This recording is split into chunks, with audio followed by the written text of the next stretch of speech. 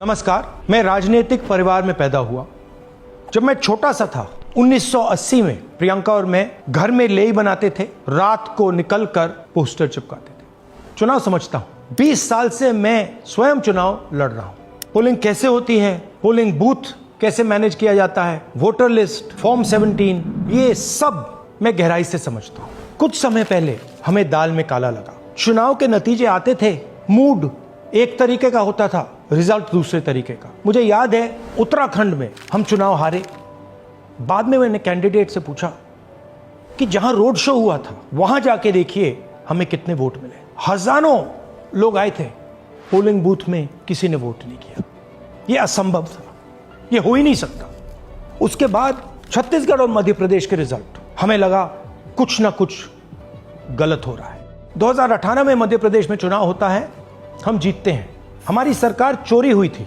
2023 में चुनाव होता है, मैंने अपने आंखों से भारत जोड़ो यात्रा में देखा, भयंकर एंटी इनकम्बेंसी, और हमें 65 सीट मिलते हैं। इम्पॉसिबल, हो ही नहीं सकता। और फिर महाराष्ट्र में पहली बार हमें सबूत मिला। विधानसभा और लोकसभा के बीच में जादू से नए वोटर आते हैं, और जहां भी इन नए वोटर्स ने वोट किया वहां वोट बीजेपी को गया। महाराष्ट्र चुनाव के बाद जब हमें डाउट हुआ, हमारे गठबंधन के सारे नेताओं ने प्रेस कॉन्फ्रेंस किए और हमने इलेक्शन कमीशन से कहा कि आप हमें वोटर लिस्ट दीजिए, वीडियो रिकॉर्डिंग दीजिए। इलेक्शन कमीशन ने मना किया। ना उन्होंने हमें वोटर लिस्ट दी और ना उन्होंने वीडियो रिकॉर्डिंग दी। डाउट हुआ, क्यों नहीं दे रहे, क्या कारण है? तो हमारे दिमाग में सवाल उठा, क्या इलेक्शन कमीशन बीजेपी की मदद कर रहा है?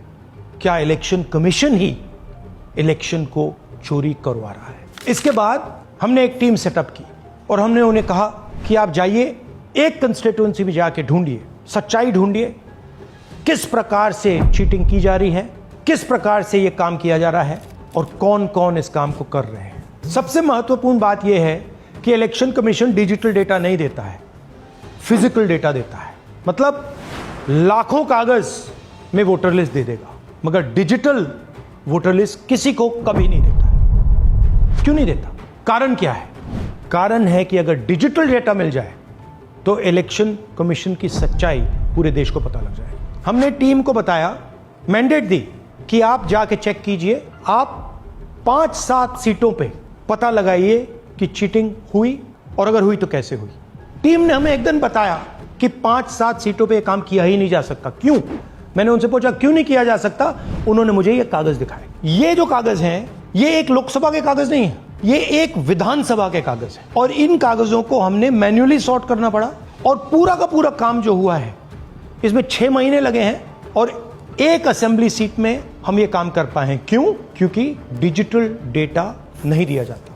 अगर इलेक्शन कमीशन ने हमें डिजिटल डेटा दिया होता तो हम ये कार्रवाई पूरे देश में, हर लोकसभा में, हर विधानसभा में 15 मिनट में करके दिखा देते। हमारे पास अनलिमिटेड रिसोर्सेज नहीं है, इसलिए हमने ये रिसर्च सिर्फ एक लोकसभा में, एक विधानसभा सीट में की। मगर मुझ में अब पूरा भरोसा है कि ऐसी 100 से ज्यादा सीटें हैं हिंदुस्तान में। जो यहां हुआ है उन सीटों में भी हुआ है। और याद रखिए, अगर बीजेपी को 10-15 सीटें कम आती तो आज नरेंद्र मोदी प्रधानमंत्री नहीं होते, इंडिया गठबंधन की सरकार होती। जांच ने 5 तरीके की चोरी पकड़ी है। डुप्लीकेट वोटर, जिसका मतलब एक वोटर के नाम वोटर लिस्ट में अनेक जगह आ रहे हैं। फेक एड्रेस, मतलब एड्रेस है ही नहीं, या फिर house number 0। Bulk voter in single address, मतलब एक छोटे से घर में 40, 50, 60 लोग रह रहे हैं। इनवैलिड फोटोज, छोटी सी फोटो है या फिर फोटो ही नहीं है, और वो जो छोटी फोटो है वो दिखती भी नहीं है। कौन है, किसका चेहरा है, नहीं पता लग सकता। Misuse of form 6। Form 6 first time voters के लिए होती है, मतलब जिनकी एज 18-20 साल की हो, मगर वोटर लिस्ट में 90 साल के लोग फॉर्म 6 का प्रयोग कर रहे हैं। चुनाव में 6,50,000 वोटर थे, उसमें से 1 लाख चोरी के थे। अब मैं आपको 5 उदाहरण देता हूं। ये देखिए, गुरकीरत सिंह डांग, इसका नाम 4 अलग अलग बूथों पे आता है। ये कैसे हुआ और क्यों हुआ? एक और उदाहरण, विशाल सिंह, वाराणसी में वोटर लिस्ट में नाम है और बेंगलोर में 2 बार वोटर लिस्ट में नाम आता है। क्या ये वाराणसी में वोट कर रहे हैं या बेंगलोर में वोट कर रहे हैं या दोनों जगह वोट कर रहे हैं? एक और उदाहरण देखिए, हाउस नंबर 0। तो आपने कभी सुना है हाउस नंबर 0? हमने तो नहीं सुना था, मगर बेंगलोर में हजारों हाउस नंबर 0 हैं वोटर लिस्ट पे। हाउस नंबर 35 की कहानी सुनिए। छोटा सा घर है, ज्यादा से ज्यादा 4 लोग रह सकते हैं, मगर इस 35 में 80 लोग वोटर लिस्ट में रजिस्टर्ड है। ये ERO ने कैसे अप्रूव किया, क्यों अप्रूव किया, पता लगाना है। अच्छा, अब ये देखिए वोटर लिस्ट, इनकी फोटो देखिए, या फोटो है ही नहीं या फिर छोटी छोटी फोटो है तो दिख नहीं सकती। इन वोटर आईडीज पे वोट दिया गया है। अब मैं आपको बताता हूं शकुन रानी की कहानी। फर्स्ट टाइम वोटर बनी है, 70 साल की आयु है।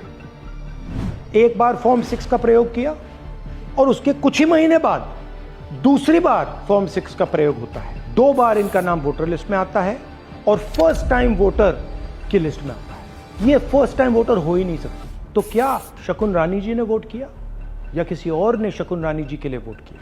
ये ही छुपाने के लिए CCTV का डेटा हमें नहीं दिया जा रहा है। और ये शकुन रानी जी अकेली नहीं है, ऐसे हजारों लोग हैं जिन्होंने फॉर्म 6 का प्रयोग करके 2-3 बार वोटर लिस्ट में नाम डाला है। हमने पहले इलेक्शन कमीशन से इलेक्ट्रॉनिक वोटर लिस्ट मांगी थी, CCTV फुटेज मांगी थी। उन्होंने अपना काम नहीं किया, हमें नहीं दिया। फिर हमने अपना इन्वेस्टिगेशन कराया, RTI भरे और हमारे पास डेटा आया। भाई और बहनों, सच्चाई यह है कि हिंदुस्तान में इलेक्शन कमीशन और बीजेपी मिलकर इलेक्शन चोरी कर रहे हैं।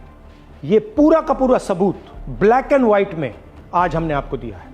इलेक्शन कमीशन जानता है कि हमने उनकी चोरी पकड़ ली है, इसीलिए SIR आया है। यह SIR जो है इंस्टीट्यूशनलाइज चोरी है। इलेक्शन कमीशन खुलकर बिना डरे बीजेपी के साथ मिलकर चोरी कर रहा है।